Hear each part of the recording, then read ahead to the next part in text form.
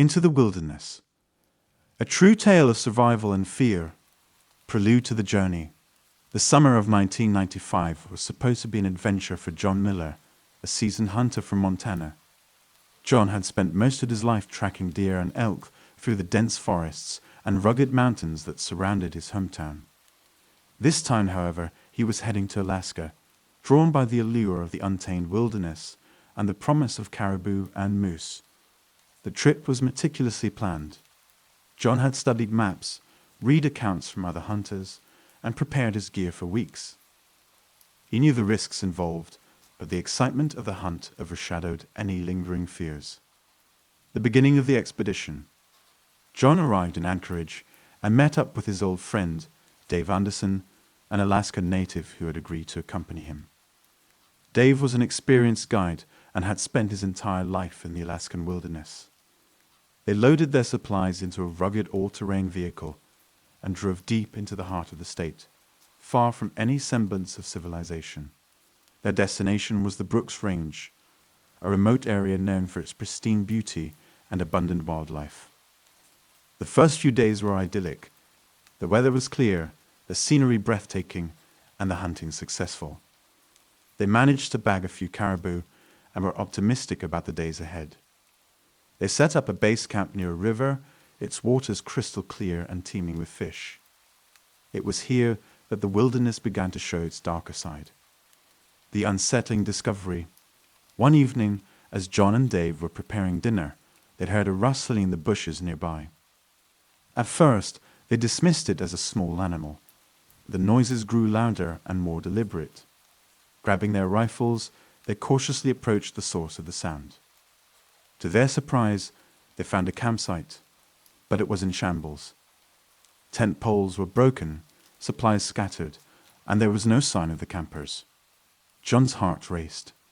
He had heard stories of bear attacks and other wilderness dangers, but something about this scene felt different, more sinister. They searched the area, but found no tracks or clues about what had happened. The only evidence was a torn jacket and a half-buried backpack. Inside the backpack, they found a journal belonging to a man named Richard Hayes. The journal. That night, by the firelight, John and Dave read the journal. It detailed Richard's own hunting trip, which had started similarly to theirs. The entries were filled with descriptions of successful hunts and the beauty of the Alaskan landscape. However, as they read further, the tone of the journal changed. Richard wrote about feeling watched and hearing strange noises at night.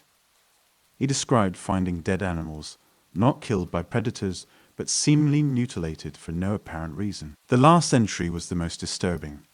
Richard wrote about a shadowy figure he had seen at the edge of his camp. He described a man, disheveled and wild-eyed, who had been following him. Richard planned to leave the next morning and return to civilization, but there were no more entries after that. The fear sets in. The next morning, John and Dave decided to pack up and move to a different location. They couldn't shake the feeling of being watched, and the eerie silence of the forest seemed to amplify their anxiety. As they trekked through the dense underbrush, every snap of a twig and rustle of leaves set their nerves on edge. They set up a new camp miles away, but the sense of unease lingered. That night, John was awoken by a low guttural growl. He sat up, straining to hear. The growl came again, this time closer. He grabbed his rifle and flashlight and stepped outside the tent. The beam of light cut through the darkness, revealing nothing but trees and shadows. Then he saw them, two eyes reflecting the light, staring at him from the edge of the clearing. They were too high off the ground to be an animal. John called out, but there was no response, only the feeling of being watched by something not quite human. A desperate decision. Over the next few days, the situation worsened. They found more signs of someone, or something, following them. Fresh footprints appeared around their camp at night, and their supplies were tampered with. John's nerves were fraying. He had faced many dangers in his life, but the unknown terror stalking them was unlike anything he had ever encountered. Dave suggested they cut their trip short and head back to Anchorage. John reluctantly agreed. They packed their gear and began the long trek back to their vehicle. The journey was grueling, made worse by the constant fear of being watched. They moved quickly, speaking little, each man lost in his own thoughts and fears. The final encounter. As they neared their vehicle, they heard the growl again, this time much closer. They turned to see a figure emerging from the trees. It was a man, but he looked more like an animal. His clothes were tattered, and his eyes were wild with rage. He brandished a knife and moved towards them with startling speed. John raised his rifle, but the man tackled him before he could fire. A struggle ensued. John and Dave fought desperately, their fear fueling their strength. They managed to overpower the man, knocking the knife from his hand. Panting and shaken, they tied him up with rope and searched his pockets. They found a crudely drawn map and a notebook filled with ramblings about cleansing the forest and protecting the land from invaders. The aftermath.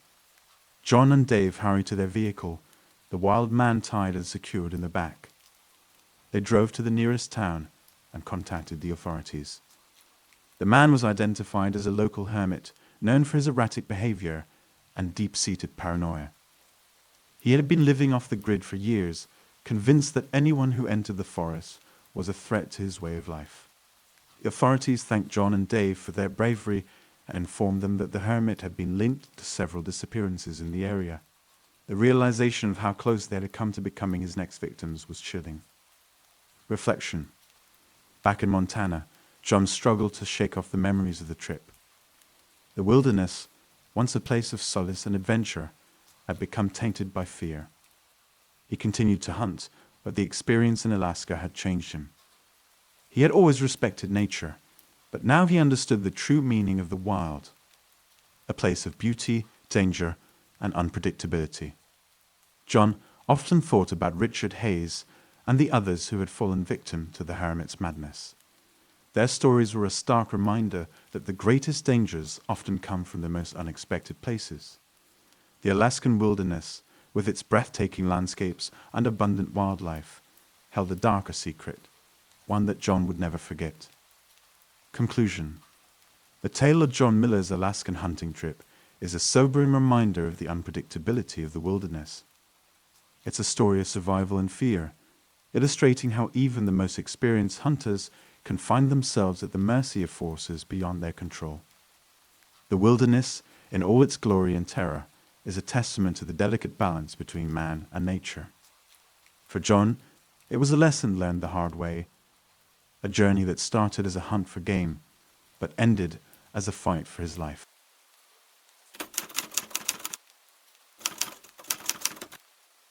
Into the Darkness. A hunter's tale of survival. Hunting is an ancient practice, as old as humanity itself, deeply woven into the fabric of our evolution and survival. For many, it's more than just a pastime. It's a connection to our primal roots, a means of understanding the natural world and our place within it. Yet, for all its traditions and rites, hunting can also be an arena for the unexpected and the terrifying, where the line between predator and prey can blur in the shadows of the wilderness. This is a story of such an encounter, a tale that underscores the dangers and unpredictability of the natural world, experienced firsthand by my friend John Harris. John was an experienced hunter, born and raised in the rugged wilderness of Montana. The dense forests and expansive mountain ranges of the region were his playground, and from a young age he had developed an intimate knowledge of the land and its inhabitants. His father, a seasoned woodsman, had taught him the skills necessary to survive and thrive in the wild. How to trap game, read the weather, and navigate through the thick underbrush.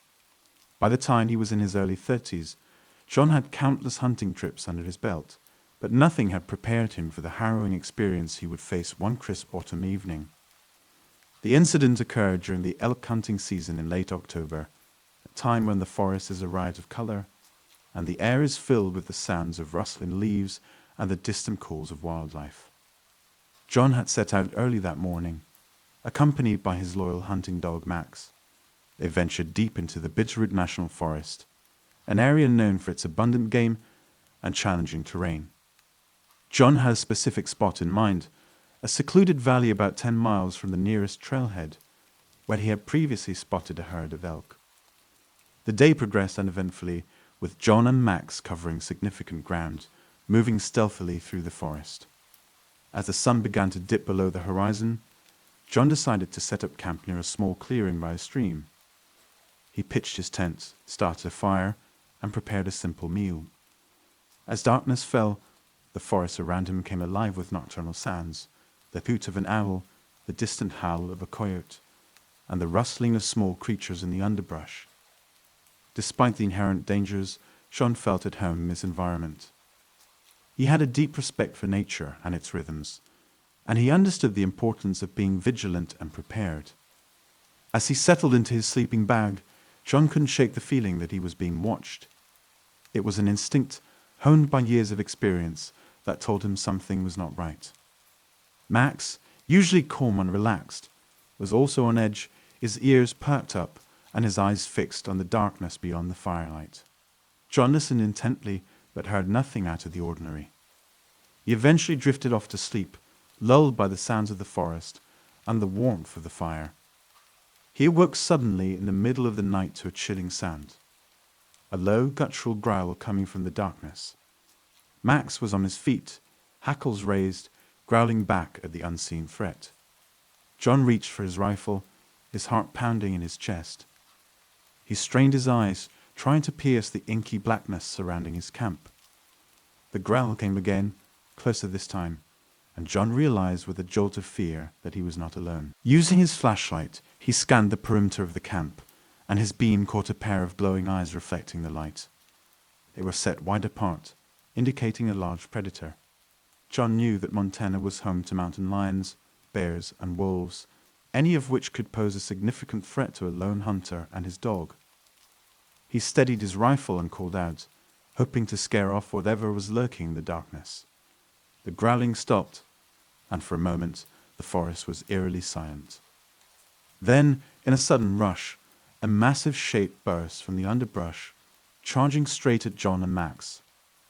It was a grizzly bear drawn to the camp by the scent of food. John had encountered bears before, but never at such close quarters, and never with such aggression. He fired a warning shot into the air, hoping to startle the bear and deter its advance. The bear hesitated for a moment, then continued its charge, undeterred by the noise. John fired again, this time aiming for the bear. The shot hit its mark, but the bear was not immediately stopped. It reared up on its hind legs, roaring in pain and fury. Max, sensing the imminent danger, lunged at the bear, barking furiously and attempting to draw its attention away from John. In the chaotic melee, John managed to reload and fire another shot, finally bringing the bear down. The silence that followed was deafening, broken only by John's ragged breathing and Max's whimpering. In the aftermath, John assessed the situation. The bear was dead, but Max had been injured in the struggle. He quickly tended to the dog's wounds, using the first aid kit he always carried in his pack. Despite his own exhaustion and the lingering fear, John's training and experience kicked in, guiding his actions with precision and care. He knew he couldn't stay in the camp. The smell of blood would attract other predators. He packed up his gear, hoisted Max into his arms, and began the arduous trek back to the trailhead in the dark. The journey was a test of endurance and resolve. John moved as quickly and quietly as possible, his senses heightened by the adrenaline coursing through his veins. Every rustle of leaves, every snap of a twig sent a jolt of fear through him. He knew that the forest was watching, that other eyes might be following his progress. But he also knew that stopping was not an option. He had to reach safety. Hours later, as dawn began to break, John finally emerged from the forest, exhausted but relieved. He managed to get Max to a vet, who treated the dog's injuries and assured John that Max would make a full recovery. The incident left a lasting mark on John, a stark reminder of the unpredictable and often perilous nature of the wilderness. It reinforced the importance of respect for the natural world and the need for constant vigilance and preparedness. John's encounter with the grizzly bear became a story he would tell with a mix of awe and humility, a testament to the raw power and beauty of nature. It was a story that resonated with other hunters and outdoorsmen, a cautionary tale about the thin line between life and death in the wild. For John, it was also a reaffirmation of his deep connection to the land, a bond forged in the crucible of survival and strengthened by the lessons learned in the heart of the wilderness. As hunters, we often seek the thrill of the chase, the satisfaction of a successful hunt, and the solace of the natural world. But we must never forget that we are guests in the domain of creatures far more adapted to its harsh realities. John's story serves as a powerful reminder that in the wilderness, respect is not just a virtue, it is a necessity for survival.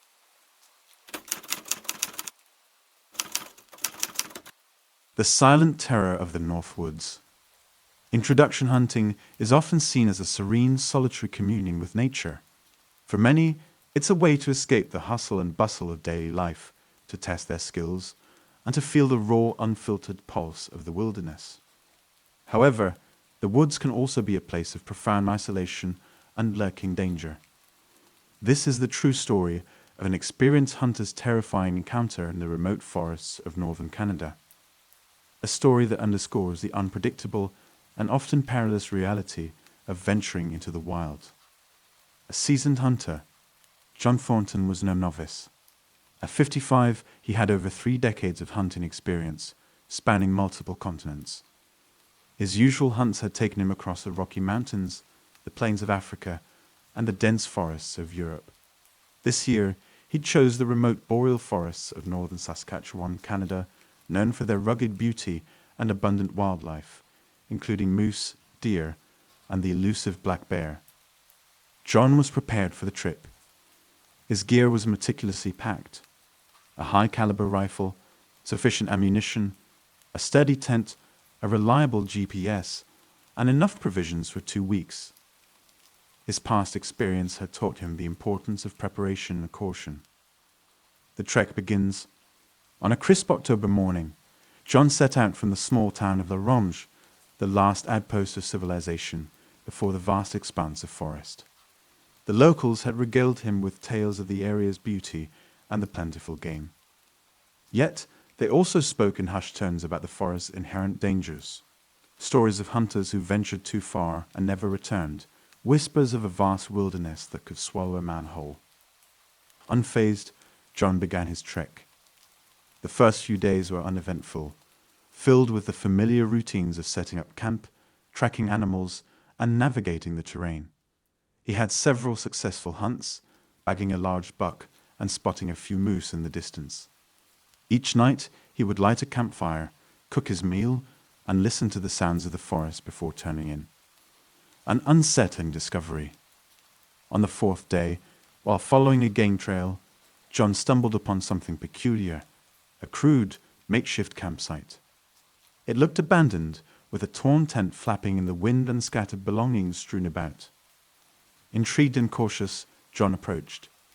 There was no sign of recent activity, no footprints, no indication that anyone had been there for months, perhaps even years. Among the debris, he'd found a weathered journal. Flipping through the pages, he discovered it belonged to a hunter named Mark Hansen, dated 3 years earlier. The last entry was chilling. "Something is stalking me. I hear it at night, moving around my camp. It's clever, avoiding my traps, staying out of sight. I'm not sure how much longer I can keep this up. If anyone finds this, tell my family I'd try to make it back." John felt a shiver run down his spine. He knew the risks of hunting in remote areas, but he had never encountered anything like this. He decided to keep moving, but the sense of unease lingered. The stalker. That night, John set up his camp with extra caution. He placed his tent near a rocky outcrop, providing some natural cover and a defensible position. As he sat by the fire, he couldn't shake the feeling of being watched. The forest, usually a comforting presence, felt oppressive, the shadows around him darker and more menacing. Just as he was about to retire for the night, he heard a sound, a faint rustling, just beyond the firelight. He grabbed his rifle and scanned the darkness. For a moment, he saw nothing. Then his eyes caught movement, a shadow slipping behind a tree. "Who's there?" he called out, his voice steady despite his rising fear. There was no answer, just the silence of the forest. John didn't sleep much that night. He kept his rifle close, his senses on high alert. Every rustle of leaves, every snap of a twig set his nerves on edge. By morning, he was exhausted but determined to get to the bottom of this mystery. The pursuit. The next day, John decided to trap whatever was stalking him. He reasoned that if he could confront it, he might understand what was happening. He found tracks near his campsite, large, indistinct prints that could belong to a bear, but something about them seemed off. They were too irregular, almost as if the creature was limping or dragging something. He followed the tracks deeper into the forest, the trees closing in around him. Hours passed, the forest growing denser and more silent. The tracks led to a small clearing, where he found more signs of disturbance. A broken branch, a scrap of fabric, and what looked like claw marks on a tree. As he examined the area, he felt a sudden rush of cold air, an inexplicable sense of dread washing over him. He spun around, rifle at the ready, but saw nothing. The forest was eerily quiet, the usual sounds of birds and insects conspicuously absent. John decided to return to his camp before darkness fell. He marked the clearing on his GPS and made his way back, the sense of being followed never leaving him. The confrontation. That night was the worst yet. As soon as darkness enveloped the forest, the noises began again, rustling, whispers of movement, the sense of something circling his camp. John sat by the fire, rifle in hand, straining his ears to pinpoint the source. Around midnight, the noises stopped abruptly. The silence was deafening, every fiber of John's being screaming that something was wrong. Then he heard it, a low guttural growl, not far from his tent. He turned, his flashlight cutting through the darkness, and saw it. A pair of eyes, reflecting the firelight, staring at him from the shadows. They were too high to belong to a bear, too focused, too intelligent. The growl came again, closer this time. John raised his rifle, his hands steady despite his fear. "Show yourself," he demanded, his voice echoing through the trees. For a moment, nothing happened. Then, with a sudden burst of movement, the creature lunged. John fired, the rifle's report echoing through the night. The creature let out a pained roar and retreated into the darkness. John stood there, heart pounding, trying to catch his breath. He had no idea if he had hit it, but the immediate danger seemed to have passed. The aftermath. The rest of the night passed in a tense, sleepless vigil. By dawn, John decided it was time to leave. He packed up his camp quickly, his eyes scanning the forest for any sign of the creature. The sense of being watched was still there, but more distant, as if whatever had stalked him was now wary. On his way back to La Ronge, John couldn't shake the feeling that he was being followed. He moved quickly, not stopping to hunt or rest until he reached the safety of his truck. As he drove back to town, he reflected on his experience. He had faced many dangers in his years of hunting, but this was different, an encounter with something that defied explanation. Back in town, John reported his findings to the local authorities, including the journal he had found. The officials took note, but seemed skeptical. Stories of strange encounters in the forest were not uncommon, and without concrete evidence, there was little they could do. Conclusion: John never returned to the boreal forests of Saskatchewan. The experience left him deeply shaken, a reminder of the unpredictable and often dangerous reality of the wilderness. To this day, he doesn't know what he encountered in those woods: a bear, a rogue animal, or something else entirely. But the memory of those eyes in the darkness, the growl that seemed almost human, haunts him. The forest is a place of beauty and tranquility, but it is also a realm of shadows and secrets. For those who venture into its depths, the line between hunter and hunted can blur in an instant. John Thornton's story is a testament to the primal, often unsettling power of nature, a reminder that, in the wild, we are never truly alone.